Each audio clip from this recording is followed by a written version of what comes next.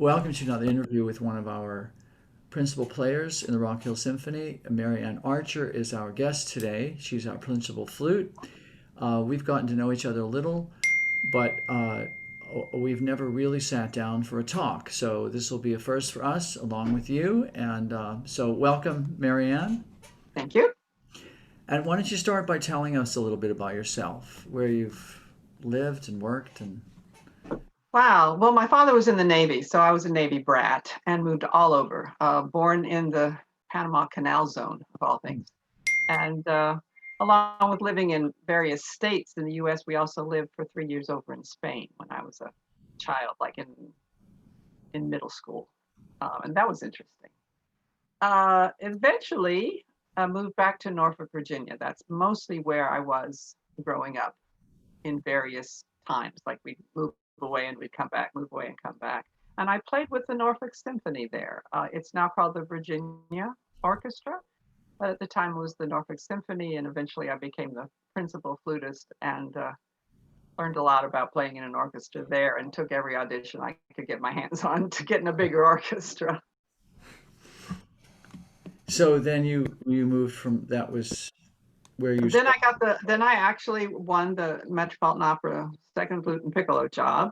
That was the second year in a row I auditioned for that orchestra. I auditioned the year before. They had another opening and I made it into the finals. So then another one came open and I didn't want to move to New York. So I didn't get nervous. And Mhm. so I played my best. And, it was a big shock that I won the audition. Like, really? But it was really because I didn't want to move to the big bad city of New York. It turned out to be great, but at the time, it was a little frightening. People say that if you have nothing to lose, then you play better, I Yep, guess, right? Yeah. yep. And so you get audition was for the principals. That's who was. What was the audition like? To audition for the Met. Well, there's always a committee. I learned this afterwards of about 13 people try to keep an odd number so there's no tie. And it's always behind a screen every session. So that your preliminaries and your semifinals and your finals are always behind a screen. It was really good because nobody in New York City knew this young lady from Norfolk, Virginia, and they might have just dismissed me, but they just went on what they heard. So that was to my advantage that particular time. I've lost plenty of auditions too. But that time I did well. And, they said, number six, it's you. And Huh. I was pretty shocked. So what when you started with the Met and a second flute, what's the difference then? Tell us between like first flute and second flute.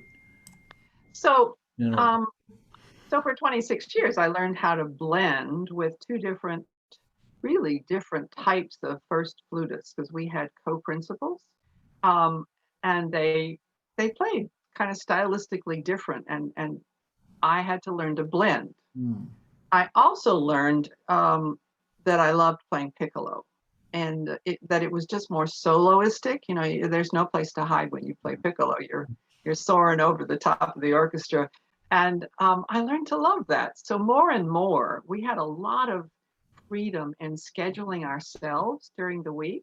I would put myself on the piccolo job whenever the third flute, she was the principal piccolo and I was the second piccolo. Whenever she wasn't playing, I would just put myself, okay, I'm playing piccolo in that particular opera. And I just really learned to love piccolo. I love both instruments now, but um, it helps, I think, if you play both instruments and love both instruments, you have twice the chance of getting a job. So Well, yeah, yeah. Well, what was it like playing at the Met in general?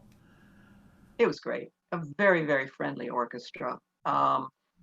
We worked a good bit more hours than a symphony orchestra, because our rehearsals were longer and our concerts were longer. Yeah. The Wagner operas are 4.5 to 6 hours long, and even the short operas are 3 hours long, Hmm. and that's longer than a symphonic concert. So we were working at one time when we were in a lockout. That was about my second year there. we figured out we were working about 25% more hours than the New York Philharmonic right across the plaza. However, I loved it. I mean, I loved everything about the stagecraft. I loved the characters in a story, the costumes, the sets, and I learned to love these different singers. They all sang the same roles, but differently. And then I learned to love languages. That's where I started to learn the Italian language, which I studied later after I took early retirement. I actually learned to speak Italian, but I learned to love it, hearing it going over my head. And every once in a while, it would be written in my part, as a cue. There'd be some Sure. Italian words, or even German. I know like tiny, tiny bit of German, a tiny bit of French, because I heard it sung. And I think because the orchestra there hears these gorgeous voices, we all subliminally play more singing wise, more melodically, more Mm. like the voice. And we play listening a whole lot harder because we had to put our extendable ears back towards the stage and stay with them. And we were excellent at that. They still are excellent at just sticking with the singers. Do they have monitors in the pit, or do you have to really, is it easy to hear? No, Because they're far away, right? no, there are no monitors and there are no mics on the stage. No, So we learned to just, just, listen backwards yeah, a lot.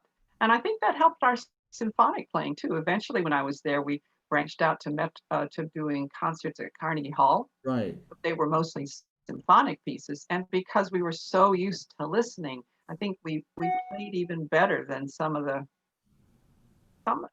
more symphonic orchestras played well, but they didn't listen as well because we just it became a habit to listen. I have a great Jimmy Levine story. Are you ready? Yeah. So he never made a mistake. I mean, he was a really fine conductor and he never denigrated anyone. He talked too much, Mm. but he never used anything but positive energy. But one night he came down with both fists on a downbeat, one note early. It was like the next to the last note in a phrase. And we could hear the singer, and he wasn't going to cadence. And Jimmy did this, and 90 people didn't play until Wow. the singer moved. When the singer hit his last note, we all cadenced with him. And Jimmy looked around like, and he just mouthed to us, and that was the only time I ever saw him make a mistake, really. He wasn't the kind of conductor that made mistakes, but that one time with both fists, he came down one note too early Just a and moment. nobody played. Yeah. Nobody played that note, you know, That's really knowing the piece. the piece and also listening. I mean, we Listen, could hear oh, the tenor. The yeah. tenor was back there and he wasn't ready, you know, and we thought, well, we see you, Jimmy, but we're going to stick with the tenor because that's what we hear, Not even one played. Yeah, No, as in one nobody. group. Yeah. Yeah. And Yeah, so that's interesting. Most people think it must be a lot about watching, but it's both, it's both. and Absolutely both. You do have to watch like a hawk, but you're doing, you're watching forward to the yeah, conductor, but you're listening backwards where the stage is. hopefully they're fitting together. With Jimmy, they did. He came in and made the singers play with us and made us play with the Mm. singers. There was a time right before that, because I've heard older recordings when the singers just kind of did their thing. Like, I'm the star, I can hit this note early, I can hit this note late. And Levine said, it was like, it needs to line up. This is the way it was written, this is the way it sounds the best. And he made it a lot more precise.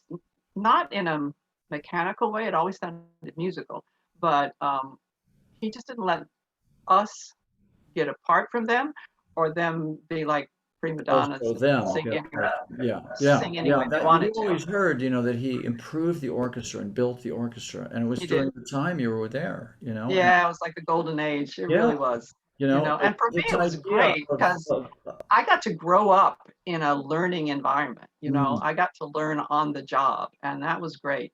I had skills, all right, but yeah, I was still inexperienced, and it was really great to be in an orchestra that was slowly getting better and better.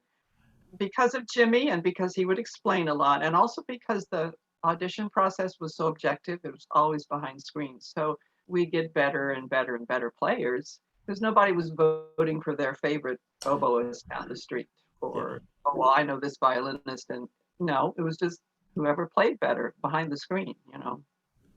So yeah, it was a golden age. It Yeah, really that's an was. ideal environment of that is that an orchestra's improving. I mean, that's not always the case. I mean, it's really saying somebody who really knows what to do and how to work with it. And you hear about he improved the orchestra, but this idea of coaching the singers so that they are also part of that team. I mean, that's very tricky because some are Yeah. trained to not care, just Well, sing. he And somehow he managed to do yeah, that, and in a way that it wasn't like conducting with an iron fist. He was just always encouraging them. Sometimes I would look, like between him and a singer during rehearsal, and it was almost like a visible cord. mm, They were really depending on him to bring the best out in their voice at just the right time, staying with the orchestra.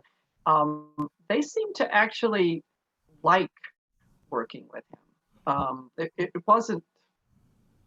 It wasn't domineering. It wasn't a Stokowski or Toscanini or something like that.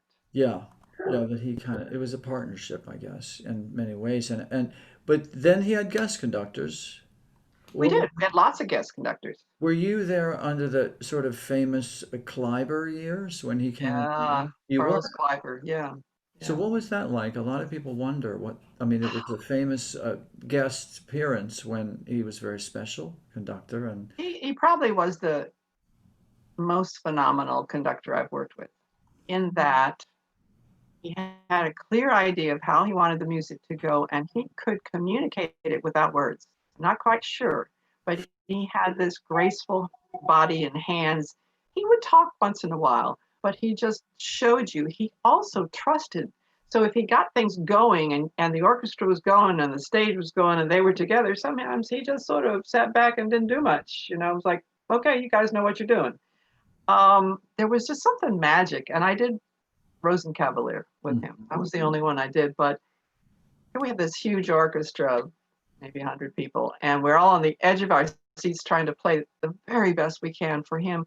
Watching him, listening to each other, listening back towards the stage, it was like chamber music. And we would finish and look at each other with big eyes, like, oh my gosh, it doesn't get any better than that.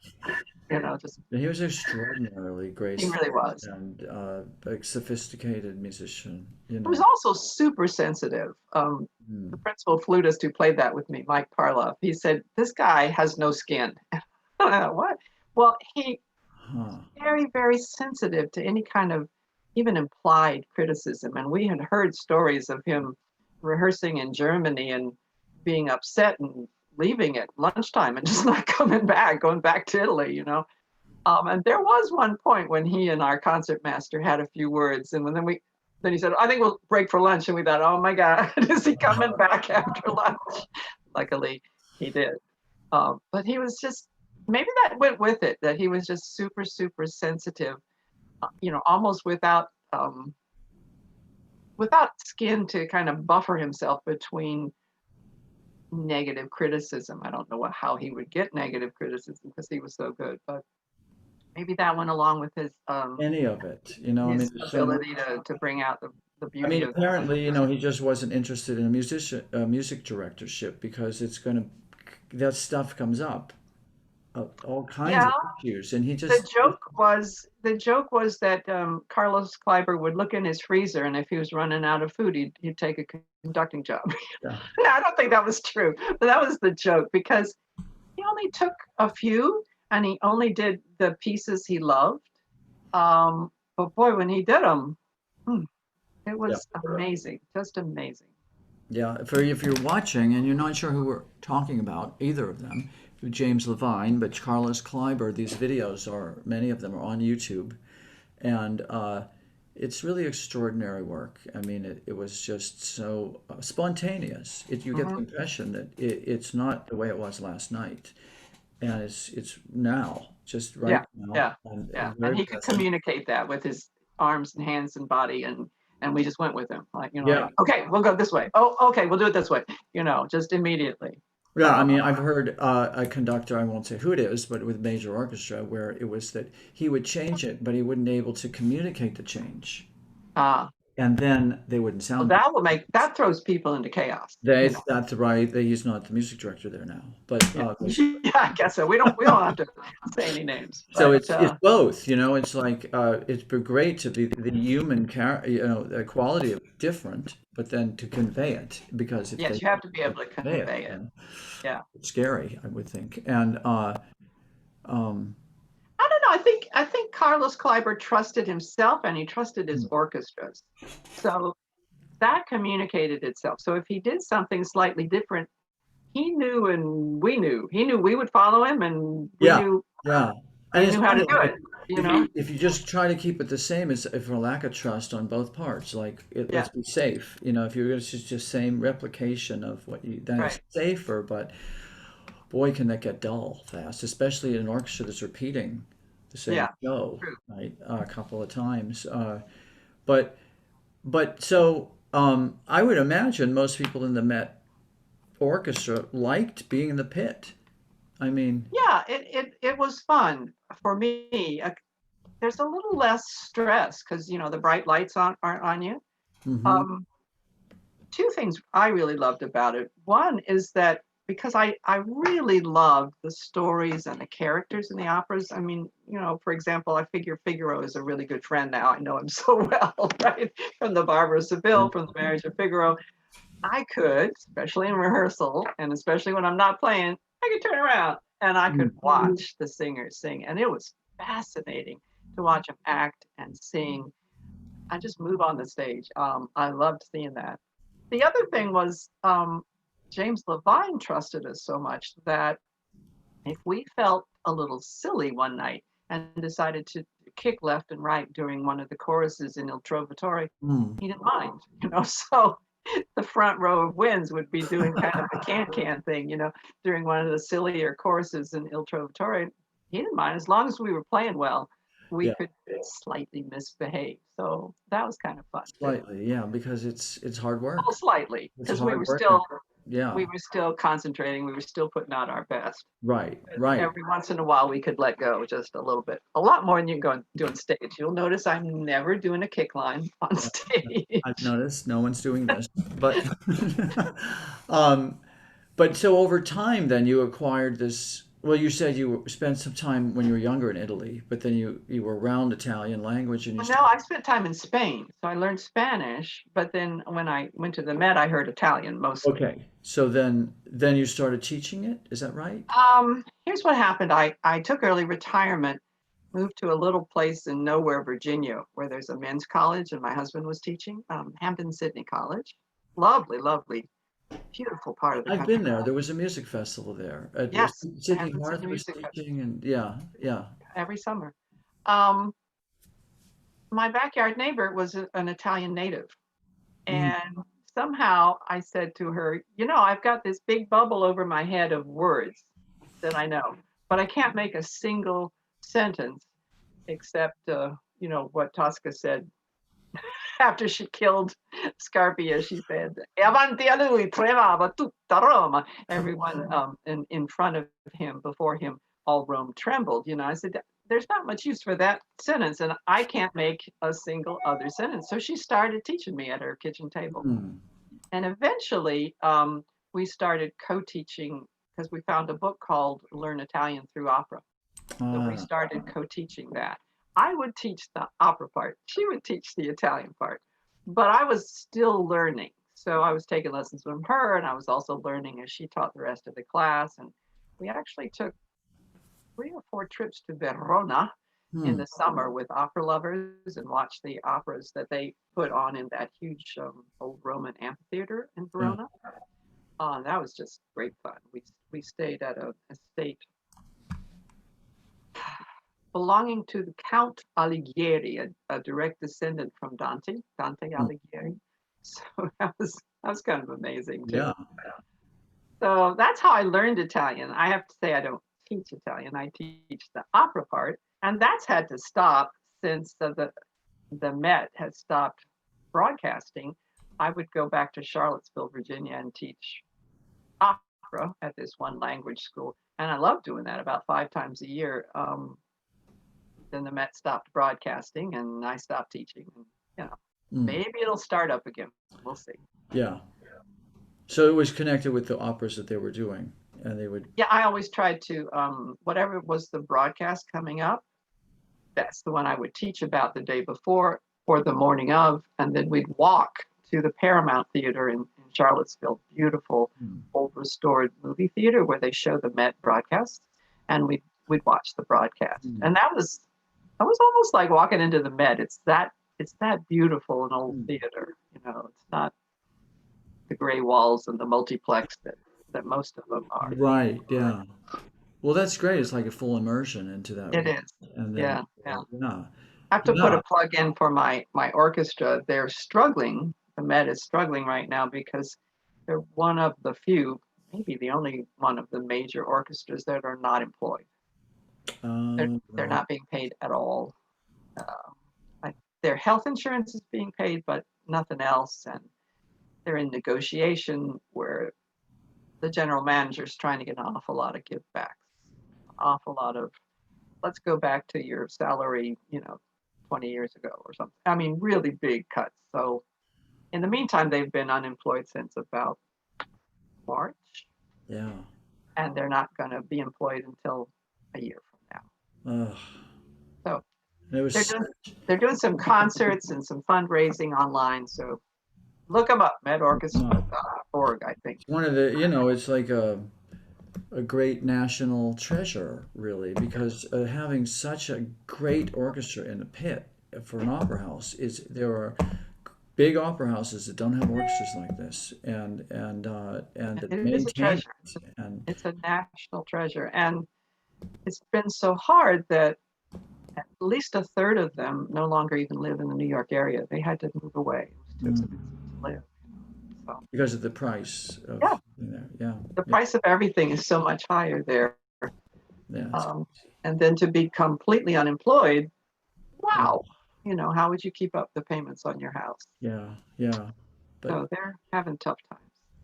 well, yeah, Rock Hill is canceling this rest of the season, as people will know, and yet we're trying to stay in touch with people like this, and looking ahead to being optimistic about next season. It won't be long till we really gonna plan for it, and Yeah. so we'll hope. And but before we go, you have another interest. You have this authorship, right? You're Yes, I'm a spiritual director. So I have a degree from a seminary in New York City in spiritual direction, which is an ancient practice of just sort of accompanying someone.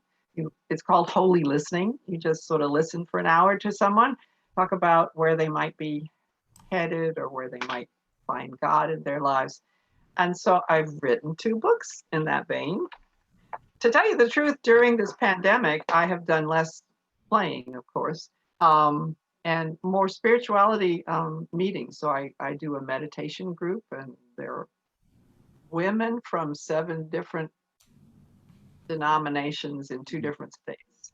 hmm, So I use the Ignatian technique. Ignatius started the Jesuits way back in the 16th century, and that's my first book. This is all about using imagination and meditation, and it's mostly first person stories hmm, of their meditations and also kind of God incidences, coincidences that pop up because they've opened up to imagination. But this is the one that's coming out soon that I'm just tickled to death about. This is my children's book, oh nice, and it's about 3 donkeys in the Bible. There's one in the Old Testament, the Hebrew scriptures, um, who could talk and see angels, and then there's the donkey that we think carried Mary to Bethlehem, and then there's this little donkey, Zisha, who is asked to carry Jesus to Jerusalem the next day. hmm. It starts out, Oh tomorrow you will be ridden by a stranger, said Zisha's mother to him softly one night. So it connects Easter and yeah, Christmas and imaginative spirituality, like the Celtic spirituality, and also Ignatian, because there's something called a first principle and foundation. It just means that God is glorified by each person's distinct personality. Hmm. And we have three, you only see two on the cover, but there are three donkeys in here. And I got some gorgeous illustrations by Lena Schiffman. There's Oh one. yeah. Oh When yeah. he thinks he's going to carry a king, so he gets really proud of himself. Okay. It looks like a real beautiful children's book. It Hmm. is a children's book. It's a read to your children's book. Uh, it's a little bit too difficult for children to read, but I wrote it so that parents and grandparents Okay. could read Yeah. to their kids. Yeah. Comes out. It's at the printer now, like right now, coming Coming. out Yeah. next month. Oh, great. And but yeah, so the idea then is kind of like imagination, like intuition, and Hmm. that Hmm. we have this kind of connection, everyone, with Yep. some other bigger Well, knowledge, for me, it's God, but you can think of it as the universe all or kinds of things. Yeah. creativity or whatever. I mean, this story about the donkeys just sort of descended on me about 20 some years ago, like a download. It's like, Hmm. go sit at your computer and write it. And I did, like all in one, just in one sitting. And so since it feels like a gift, I looked around for quite a while to try to find a publisher and an illustrator, and finally everything came together here in Charlotte. So That's I'm, great. I'm tickled. I'm having it translated into Italian and Spanish. So Uh-huh. and both versions are almost finished. So there we go. We'll see what happens. Great. Have another creative outlet, during this It time. helps, Yeah. when Yeah. I used to substitute with 7 different orchestras here Yeah. around the area of Charlotte, South Carolina, Georgia, Virginia, and that just stopped. Yeah, I know. Hopefully it'll start up again. Yes, let's all look towards that time and playing together again. And Yes, absolutely. I miss it. yeah, so do I, and so do our sponsors and patrons, and so thanks again, Marianne, for You're just welcome. speaking with Thanks for me today asking. and about Nice. your past and future. So be well, and You hopefully too. we'll see you in person soon. I hope so. I hope so. With a flute attached. I hope so. Yes. Okay. Take care. Bye. Bye bye.